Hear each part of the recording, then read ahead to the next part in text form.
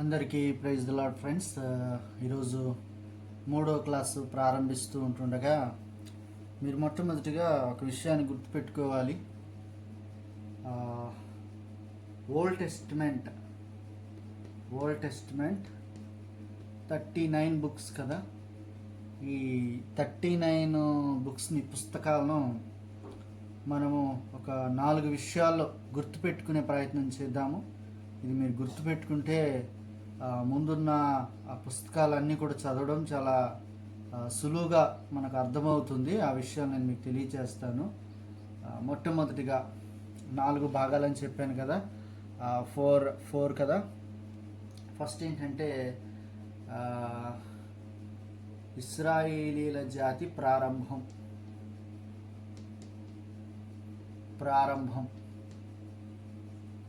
First point.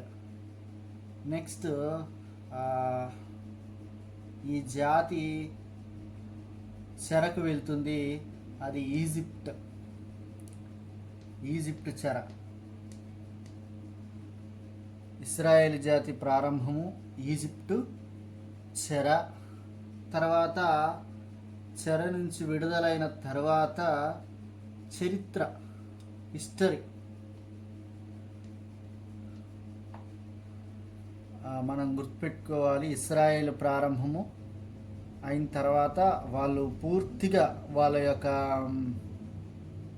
జాతి లేకపోతే వారి యొక్క గోత్రాలు ఇవన్నీ ప్రారంభము లేకపోతే అవన్నీ తయారైన తర్వాత వారు ఈజిప్టు చెరలోనికి వెళ్ళడం జరుగుతుంది. ఈజిప్టు చెరలో 430 సంవత్సరాల తర్వాత మరలా వస్తారు. వచ్చిన తర్వాత చరిత్ర ప్రారంభం అవుతుంది.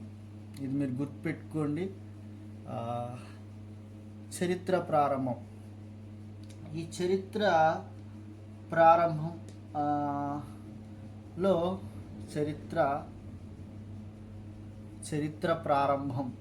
చరిత్ర ప్రారంభంలో ముఖ్యంగా మీరు గుర్తుపెట్టుకోవాల్సిన విషయాలు ఏంటి అంటే, కానాను దేశాన్ని స్వతంత్రించుకోవడం ఒక విషయం. రెండోది న్యాయాధిపతులు. మూడోది రాజులు. ఈ 3 విషయాలను మీరు గుర్తుపెట్టుకోవాలి. చరిత్రలో ఉండేవి కానాను ఈ చరిత్రలో రాజులు, కానాను దేశ విజయం, స్వాధీనం, న్యాయాధిపతులు, రాజులు. అయితే ఇక్కడి నుంచి మీరు గుర్తుపెట్టుకోవాల్సింది ఏంటంటే, రాజులు అనేవారు 2 రాజ్యం 2గా విభజించబడింది. ఉత్తరం, దక్షిణం. ఇశ్రాయేలు, యోధా. 10 గోత్రాలు, 2 గోత్రాలు, మొత్తం 12 గోత్రాలు. ఇది మీరు చరిత్ర విషయంలో మీరు చూస్తారు. దీని తర్వాత చరిత్ర తర్వాత జరిగిన విషయం ఏంటి అంటే, ఈ చరిత్రను తదుపరి చెరలోనికి వెళ్ళబోతున్నారు. చెర అంటే ఈ ఉత్తరం అస్సూరు, దక్షిణం బబులోను. టైం వచ్చేసి 722 586 బీసీ. ఇప్పుడు ఇక్కడ ఈ రాజ్యకాలం ఏదైతే ఉందో, చరిత్ర ముగిసిన తర్వాత రాజ్యకాలంలో ఉత్తరము, దక్షిణము ఈ రాజ్య ప్రజలు అసూరు చెరకోలికి వెళ్ళిపోతున్నారు, బబులోని చెరకులు వెళ్ళిపోతున్నారు. ఈ టైంలో ప్రవక్తలు ఉన్నారు.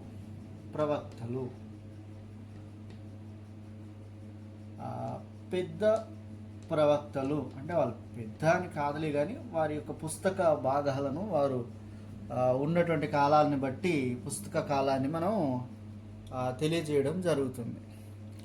ఒక 5. తర్వాత చిన్న ప్రవక్తలు 12 కదా. ఈ విషయాలు మీరు చాలా జాగ్రత్తగా గుర్తుపెట్టుకోవాలి. ఇక ఈ చెరకి ఎప్పుడైతే వెళ్తారో వారిని గురించి పెద్ద ప్రవక్తలు చిన్న ప్రవక్తలు కలిసి ప్రవచిస్తారు. అయితే ఇక్కడ ఇంకో విషయం గుర్తుంచుకోవాలి. చెరకు ముందు చెరలో చెర తరువాత ప్రవక్తలు వారి ప్రవచనాలను మనం గుర్తుపెట్టుకోవాలి. నేను అదే అంటున్నాను, బైబిల్ చదివేటప్పుడు ఎప్పుడు కూడా వారు మాట్లాడింది చెరలోనా, చెరకు ముందా, చెర తర్వాతనా అనే విషయాలు మనం ఎప్పుడైనా గమనిస్తే అక్కడున్న పరిస్థితులు మనకు అర్థమవుతాయి. కాబట్టి బైబిల్ని మనం చదవడం కొరకు నేను మీకు కొన్ని హింట్స్ మాత్రమే ఇస్తున్నాను. పూర్తిగా నేను తెలియచేయలేను, కానీ కొంత అవగాహన మాత్రం మీకు ఇవ్వాలని నేను ఆశతో ఈ ఛానల్ ప్రారంభించాను. దయచేసి మీ సహోదరులకు పంపించడం ద్వారా కొంత సమాచారం అనేక మందికి అందుతుంది అనే ఆలోచనతో ఇది నేను ఈ క్లాస్ ప్రారంభించానండి. వేరే కారణం ఏమీ లేదు, దయచేసి గమనించండి. ఇప్పుడు మనం క్లుప్తంగా ఒక మాట చూద్దాము. ఫస్ట్ మనం ఏం రాసుకున్నాము? ఇస్రాయేలు ప్రారంభం, తర్వాత ఈజిప్టు చెర, తర్వాత చరిత్ర, ప్రవక్తలు, చెరకు ముందు చెర తర్వాత చెరలో ఉన్న ప్రవక్తల గురించి మనం తెలుసుకున్నాం. ఇప్పుడు నేను చెప్పబోయే బుక్స్ ఏవైతే ఈ 39 బుక్స్ ఉన్నాయో మనం అనుకున్నట్టుగా ఆర్డర్ ప్రకారంగా అంటే జరిగిన కాలక్రమంగా రాయబడలేదు, కానీ వీటిని తర్వాత కొంతమంది పండితులు సందర్భాలను బట్టి లేకపోతే ఒక క్రమాన్ని వారు ఏర్పాటు చేశారు. వాస్తవానికి ఇప్పుడు నేను కొన్ని పుస్తకాలు మీకు తెలియచేస్తాను. ఈ 39 పుస్తకాలు ఎక్కడెక్కడ ఏ పుస్తకాలు ఉండాలి అనేది మనం కొంత ఆలోచన చేసే ప్రయత్నం చేద్దాం. అయితే ఫస్ట్ నేను అన్ని పుస్తకాలు చెప్పను, ఎందుకంటే 39 బుక్స్ కాదు, ఒక హాఫ్ చెప్పే ప్రయత్నం చేస్తాను. నెక్స్ట్ క్లాస్లో నేను మిగతా విషయాలు నేను మీకు తెలియజేస్తాను. ఫస్ట్ బుక్ యాక్చువల్గా యోబు. ఇది మిత్, అంటే దీన్ని ఏమంటారంటే ఇది ఒక కథనం లేకపోతే ఒక ప్రాంతంలో జరిగిన విధానం. ఇది యాక్చువల్గా ఇది ఫస్ట్ ఉండాలని కొంతమంది పండితుల అభిప్రాయము, కాకపోతే దీని మధ్యలో చేర్చడం జరిగింది. ఫస్ట్ యోబు, తర్వాత వచ్చేసి యోబు తర్వాత పంచకాండాలు, అంటే పెంటాట్రిక్ లేకపోతే 5 పుస్తకాలు: ఆదికాండం, నిర్గమ, లేవి, సంఖ్య, ద్వితీయోప. అంటే మీరు ఎక్కువ కాలం ఆ పుస్తకం గురించి మనం మాట్లాడుకోవాలి అంటే ఈ ఆదికాండమే కొద్దిగా పెద్ద పుస్తకంగా మనం భావించాలి. ఎందుకంటే ఇది కొన్ని వేల సంవత్సరాల చరిత్ర అందులో ఉంది. యాక్చువల్గా ఆదికాండం అయిపోయిన వెంటనే నిర్గమము, వారు దాటిపోవడము, తర్వాత యాజకులు ఏర్పాటు చేసుకోవడము, తర్వాత గోత్రాల సంఖ్య లెక్కించుకోవడము, సైన్యాన్ని లెక్కించుకోవడము, తర్వాత సెకండ్ టైం మరలా మోజెస్ లా సెకండ్ టైం వాళ్ళకి రిపీట్ చేస్తూ బోధించడం జరిగింది. ఆదికాండం గురించి నేను ఎందుకు చెప్తున్నానంటే ఈ ఆదికాండానికి ముందుగా చాలా రకాల మిత్స్ ఉన్నాయి, చాలా రకాల పురాణ గాథలు ఆ ప్రాంతాలలో ఉన్నాయి. మీరు తర్వాత నేను ఎప్పుడైతే వీలైతే చెప్తానో ఈ ఆదికాండంలో ఉన్న మిత్స్ మీరు చూస్తే మొదటి అధ్యాయము, రెండో అధ్యాయము చాలా అక్కడ ఏముంటుందంటే ఆది అందు దేవుడు భూమి ఆకాశం సృజించను అంటుంది. రెండో అధ్యాయం 2:4 ఏముంటుందంటే ఈ దేవుడైన యెహోవా అనే 2 కాలాలు ఉంటాయి. అంటే మీరు చాలా గుర్తుపెట్టుకోవాలి, జెనసిస్ ప్రారంభం అనేది ఒక చిన్న మిత్ కాదు, అనేక మిత్తులకు, అనేక కథనాలకు, అనేక కథలకు అది ఒక ఎక్సలెంట్ సృష్టి క్రమాన్ని ఆదికాండం ఇస్తుందండి. చాలా ఇంపార్టెంట్ చాప్టర్. అంటే ఆదికాండం మనం నేర్చుకోగలిగితేనే అన్నిటిని మనం చూడగలం. ఈ 39 బుక్స్ చాలా ఇంపార్టెంట్. ఈ యోబు అంటారు, తర్వాత దీన్ని చేర్చడం జరిగింది. దీన్ని కావ్య గ్రంథం అని అంటారు. కావ్య గ్రంథం. నేను తర్వాత మీకు కాలాలు ఇవ్వడం జరుగుతుంది. తర్వాత నేను కాలాలు ఇస్తాను. ఆదికాండం ఓకే. నిర్గమాకాండం ఏంటంటే ఈజిప్ట్ ఈవెంట్లో జరిగింది. నేను చెప్పాను కదా, ఫస్ట్ ఈవెంట్ ఏంటి? ఇజ్రాయేలీల ప్రారంభం, తర్వాత ఈజిప్ట్ ఈవెంట్, తర్వాత ఈజిప్ట్ అంటే చెర. ఈ చెర ఈవెంట్ తర్వాత ప్రారంభమైనది లేవియాకాండం, సంఖ్యాకాండం, ద్వితీయోపదేశకాండం. ఇవన్నీ కూడా ఎక్కడికి వెళ్తాయి? ఇజ్రాయేల్ ప్రారంభము, నిర్గమము అయిపోయిన తర్వాత ఇప్పుడు ఇవన్నీ చరిత్రలోకి వెళ్తాయి.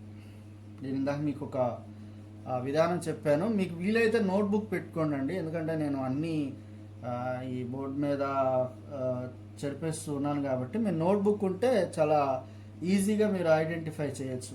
మీరు ఫస్ట్ ఇజ్రాయేలీల ఏర్పాటు అయిపోయింది, తర్వాత ఈజిప్ట్ చెర అయిపోయింది, తర్వాత చరిత్రలోకి వస్తారు. చరిత్రలోకి వస్తే ఏంటి? ఇప్పుడు యెహోషువ, న్యాయాధిపతులు,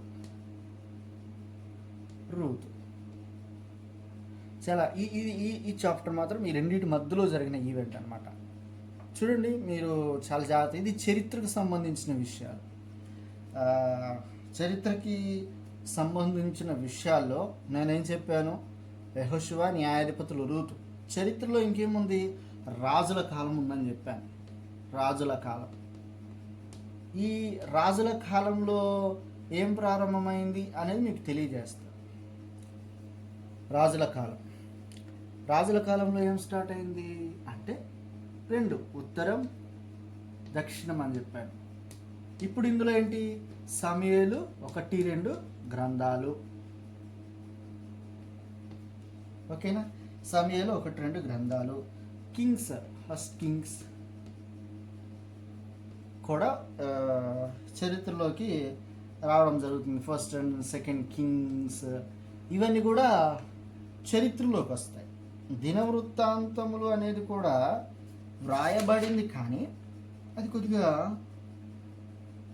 నాకు తెలిసి ఎజ్రా, నెహెమ్యాల కాలంలో ఆ కూర్పు జరిగినట్టుగా ఉంటుంది. ఎందుకంటే క్లియర్ కట్గా వాళ్ళు గ్రంథాన్ని రాస్తారు కాబట్టి అది నేను తర్వాత కాలంలో మీకు తెలియచేసే ప్రయత్నము చేస్తాను. యునైటెడ్ రాజ్య కాలం గురించి నేను మీకు తెలియచేశాను. ఇది సమూయేలు మొదటి గ్రంథము, 2వ గ్రంథము, రాజుల మొదటి గ్రంథము, 2వ గ్రంథము. ఈ విషయాలు మీరు గుర్తుపెట్టుకున్న తర్వాత మీరు చదివిన బైబిల్, మీరు చదువుతున్న బైబిల్ ఆర్డర్ వేరు, నేను చెప్తున్న పుస్తకాలు ఆర్డర్ వేరు. చాలా గుర్తుపెట్టుకోండి. మీరు ఎప్పుడైనా బైబిల్ చదివేటప్పుడు అంటే ఈ పుస్తకం ఆ పుస్తకం చాలా గ్యాప్ ఉంటుందండి. వాస్తవానికి మీరు చదివే ఎస్తేరు గ్రంథము మ్యాక్సిమం అది మలాకీ గ్రంథ కాలంలో జరిగింది. ఎస్తేరు గ్రంథం మలాకీ గ్రంథ కాలంలో జరిగింది. అది మీరు అట్లా గుర్తుపెట్టుకోవాలి. ఎప్పుడైనా బుక్స్ అలా గుర్తుపెట్టుకుంటే మీరు చదివేటప్పుడు ఈజీ అవుతుంది. ఆ టైంలో ఉన్న ప్రవక్తలు ఎవరంటే ఏలియా, ఎలీషా. వీళ్ళు ఎవరు? ఈ రాజ్యకాలంలో ఉన్నటువంటి ప్రాఫిట్స్. ఇంకా చాలామంది ప్రవక్తలు ఉన్నారు. వారి గురించి, వారి పుస్తకాల గురించి మనం మాట్లాడుతూ ఉన్నాం. అయితే ఇప్పుడు ఇదంతా చరిత్ర కిందికి వస్తుంది. ఈ రాజ్యకాలంలో చరిత్ర కిందికి వస్తుంది. ఇప్పుడు చెరలో ఎవరెవరు ఉన్నారు? ఇప్పుడు చెరకెళ్తున్నారు. చెరలో ఎవరు అంటే దానియేలు, యెహెజ్కేలు.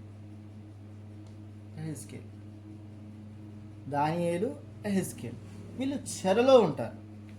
చెరలో ఉండి మాట్లాడుతున్నటువంటి విషయాలు మీరు చాలా గుర్తుపెట్టుకోండి. చాలా జాగ్రత్తగా గుర్తుపెట్టుకునే ప్రయత్నము చేయండి ప్రియులారా. చెరలో వీరిద్దరు ప్రవక్తలు ఉంటారు. చెర తరువాత ఎవరు? చెర తరువాత మామూలుగా చెప్తున్నాను, మీకు తర్వాత నేను క్లియర్గా చెప్తాను. హగ్గై, జకర్యా, మలాకి.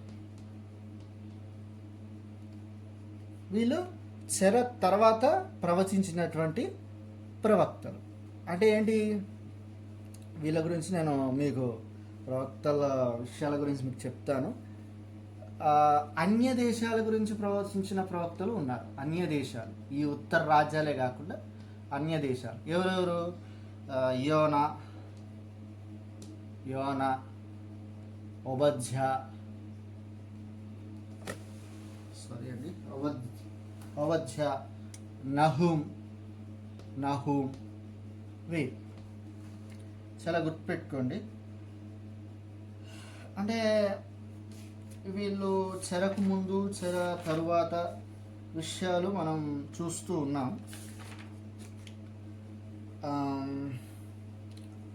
ఈ 39 పుస్తకాల్లో మరి చెరకు ముందు ఎవరయ్యా అంటే, చెరకు ముందు ఏసియా, ఇర్మియా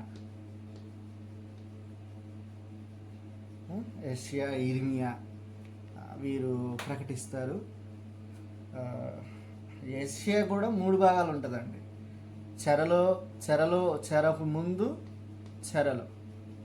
ఇతని గురించి మనం తర్వాత ఏషియా గురించి, ఇర్మియా గురించి, ప్రతి ప్రవక్త గురించి మనం గుర్తుపెట్టుకునే ప్రయత్నం చేద్దాం. మీకు చాలా క్లుప్తంగా అర్థం అవ్వాలంటే, చెరకు ముందుండే ప్రవక్తలు ఎవరు, చెరలో ఉండే ప్రవక్తలు ఎవరు, చెర తర్వాత ప్రవక్తలు ఎవరు. ఇంకా మీకు గుర్తుపెట్టుకోవాలంటే ఎజ్రా, నెహెమియాలు ఉన్నారు, మనం మర్చిపోయాం. ఎజ్రా, నెహెమియా, ఎస్తేర్ పుస్తకాలు ఉన్నాయి కదా. ఈ ఎప్పుడు పుస్తకాలు అంటారు? ఎజ్రా, నెహెమియా వీళ్ళు చాలా ఇంపార్టెంట్ అండి మనకి. వీళ్ళు యాజకులు చాలా ఇంపార్టెంట్. వీళ్ళు ఎప్పుడు అంటే చెర అయిపోయిన తర్వాత ఈ జెరూసలేం మందిరాన్ని కట్టడానికి వస్తారు కదా, అప్పుడు జెరూసలేం మందిరం కట్టే టైం. యాక్చువల్గా ఈ పుస్తకాలు ఎక్కడ ఉన్నాయి మనకు చూస్తే, కీర్తనలు, కావ్య గ్రంథాల కంటే ముందుగా ఉన్నాయి. వాస్తవానికి వీరు చివరిలో ఉండాలి. చివరిలో మలాకీకి ముందుగా ఉండాల్సినటువంటి గ్రంథకర్తలు, బట్ మధ్యలోనే ఉన్నారు. చాలా మీరు జాగ్రత్తగా ఆలోచన చేయండి. బైబిల్ని మీరు చదివేటప్పుడు ఎప్పుడు కూడా చాలా క్షుణ్ణంగా ఆలోచన చేసే ప్రయత్నము చేయండి. అంటే ఇది హిస్టారికల్ సీక్వెన్స్ కంటే థియోలాజికల్ అరేంజ్మెంట్స్ అనేవి ఇక్కడ జరిగింది. హిస్టారికల్ సీక్వెన్స్లో బైబిల్ పుస్తకాలు లేవు. థియోలాజికల్ సీక్వెన్స్ అలా పండితులు ఏర్పాటు చేయడం జరిగింది. వీళ్ళు జెరూసలేం మందిరం కట్టడానికి ప్రయత్నం చేసిన వారు. ఎస్తేర్ కాలం ఎప్పుడు దాదాపుగా మలాకీకి ముందుగా ఉండే కాలం. 430 బిఫోర్ అంటే ఆల్మోస్ట్ అంటే చాప్టర్స్ 39 చాప్టర్ ముగించే టైంలో ఉన్నటువంటి ఒక రాణి గురించి వివరించే మ్యాటర్ ఇది. చాలా జాగ్రత్తగా ఆలోచన చేయండి.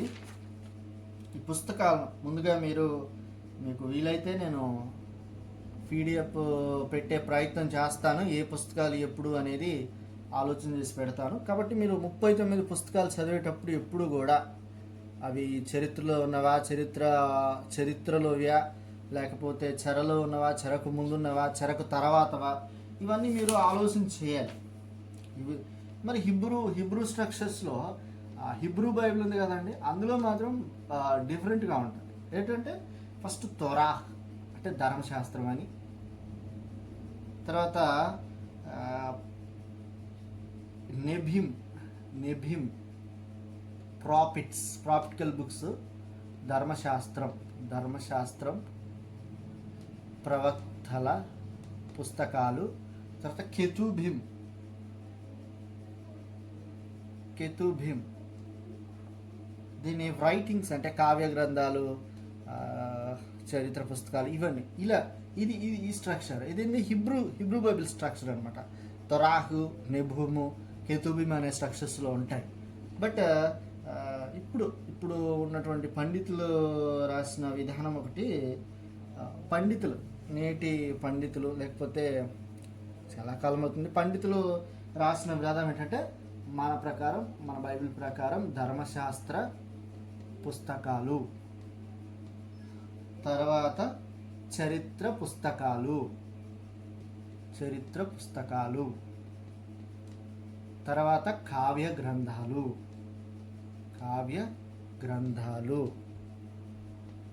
తర్వాత ప్రవక్తల పుస్తకాలు,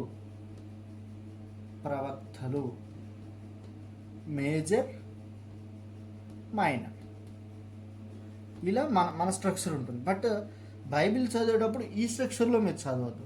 ఏ కాలం, ఇప్పుడు చరిత్ర పుస్తకాలు అన్నాం, చరిత్ర పుస్తకాలు ఏమేమి వస్తాయి, కావ్య పుస్తకాలు ఏమేమి వస్తాయి, ప్రవక్తల పుస్తకాలు, మేజర్ ప్రాఫిట్ చెరకు ముందు ఎవరున్నారు, చెరకు తర్వాత ఎవరున్నారు, మైనర్ ప్రాఫిట్ చెరకు ముందు ఎవరున్నారు, తర్వాత ఎవరున్నారు అనేది నెక్స్ట్ క్లాస్లో నేను మీకు వివరిస్తాను. థ్యాంక్ యూ అండి. మీరు చూడండి, ఫాలో అవ్వండి. దేవుని చిత్త ప్రకారం అయితే ఇంకా మీకు చాలా బాగా వివరించే ప్రయత్నం చేస్తాను. థ్యాంక్స్ అండి. ప్రేయర్ చేయండి. వందనాలు. థ్యాంక్స్.